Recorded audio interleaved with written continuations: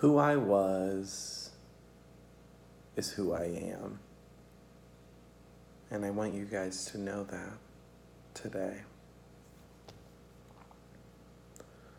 My story is important to me. Each of our stories are important to us. But there's one thing that I want to tell, and that's my story from my perspective.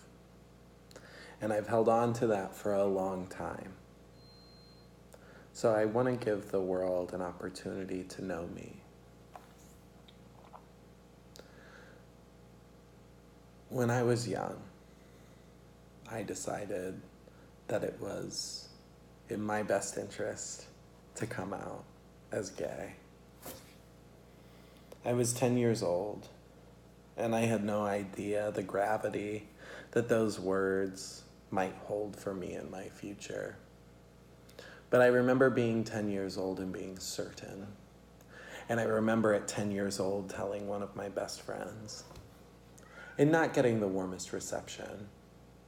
But there were things that my friend had to grapple with as well. I remember when I was 10 and receiving that welcome into the world after sharing those words. And I remember being heartbroken. Heartbroken because I knew that if my closest friend could not accept the things that I had to say, the feelings that I felt, what would the rest of the world think and say? I remember thinking to myself that this world would be cold, but I remember also thinking that my life, my home life, would be even colder. So from the time that I was 10 until I was 14, I grappled with this situation, this new truth that I had come upon. And I remember it being very hard, knowing that one day I would have to tell my family, and knowing that one day my family would probably handle it poorly. I remember being 14 and feeling as though the option of suicide was better than being my true, genuine self. And there were people who were encouraging me to be my true, genuine self. But it was so hard. You don't know my life. You don't know where I come from. You don't understand the dynamic. It was hard. And so I thought that death would be a better option. I remember thinking that, saying that to myself at 14 years old.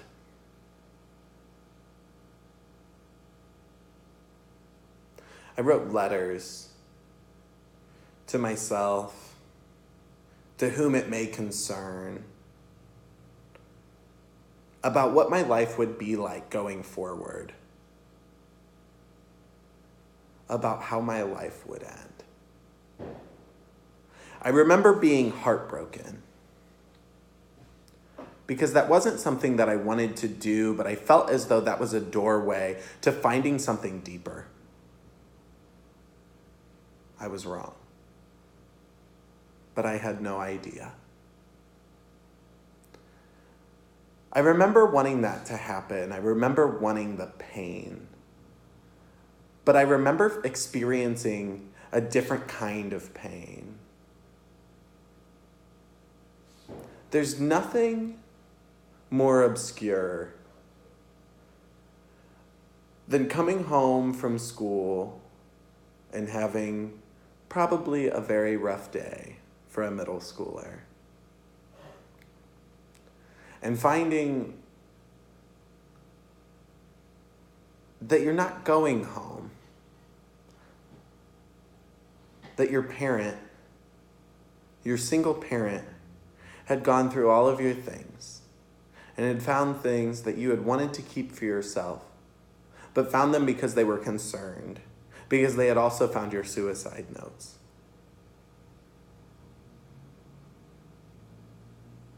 Now, this isn't a story of how somebody made the wrong decision for me.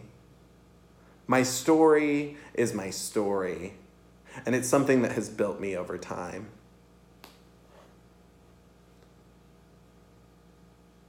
I remember being admitted to the hospital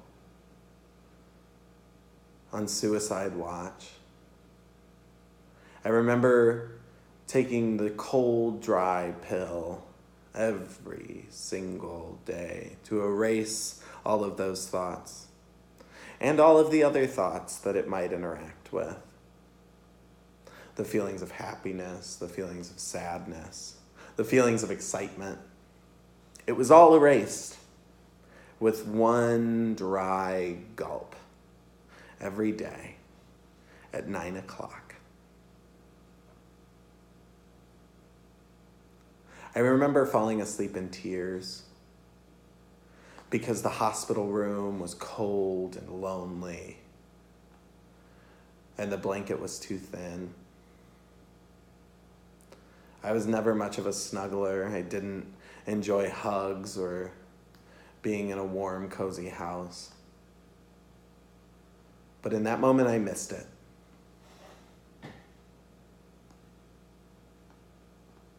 I missed it a lot. And I never knew at that point in time what was going to happen when I went home. But I went home. I went home, and things changed. Things were different, but not different in any way that I could have imagined. Life was a war zone. I was a nuclear explosion.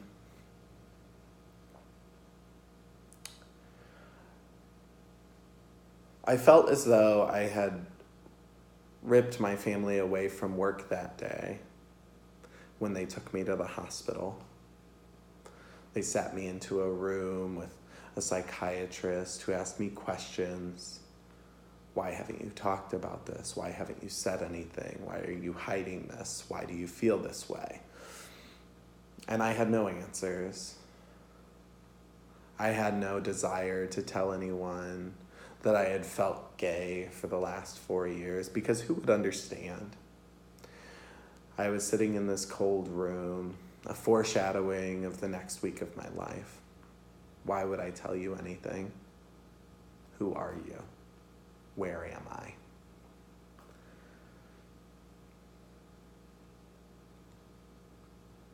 But when I went home, it was a war zone.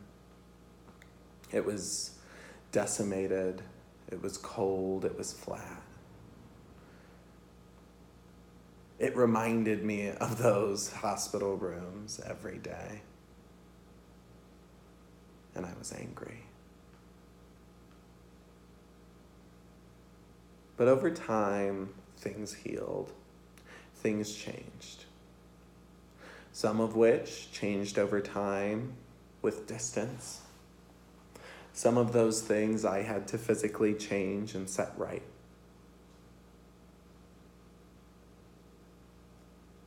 I remember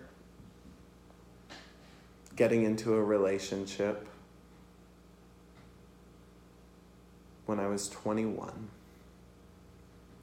And I decided that it would be a good idea. I was moving on with my life. This person lived far away. It seemed like a good option. I remember the first time he laid his hands on me.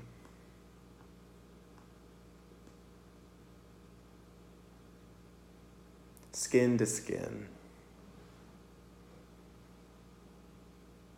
And I remember how hard I hated that. But I also remember accepting it. I remember walking away from that confrontation and understanding that that's what love is. because that's all that I had seen in my life. And it hurt. It hurt for 4 years. It was a pain that I would never wish upon anyone. It was inescapable. It was heartbreaking. I remember after 3 years of being in that relationship, I had had enough. He had hit me for the last time, and I was walking away.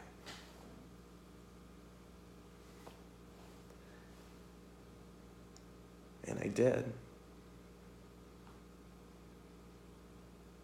And for the first time in a long time, I went home for comfort.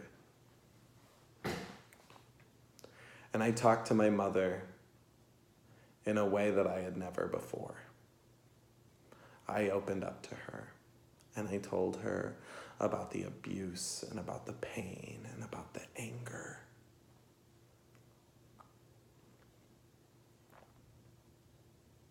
I told her all of that. And she didn't judge me. For the first time, there wasn't this cold emptiness behind her voice. It was one of understanding and love and care. And in that moment, that was what I needed. And I've gone forward for the last 2.5 years of my life. I have gone forward and I have made changes to my life that are good, that bring me joy, that make me smile every day. And I'm thankful for it. This life is nothing but challenges. And you have to be ready for every last one of them. They don't get easy. They just change and shift and morph into something different. But you can handle it. Your family, and that doesn't mean biological, your family that you create will bring you joy and bring you peace. And in time, your biological family or the ones that you are surrounded with, they will be supportive and they will love you. And that is what I want to leave you with today. It's Pride Month. I think that it's right. I think that it's true, and I think that my story could help others. And so I want to share it. Obviously, this is an overview. This is a bird's eye view of everything that had happened to me over a long period of time. But these are the high points and the low, low, low points and everything else in between. So trust me when I say that it gets better. You will feel the love one day. Thank you.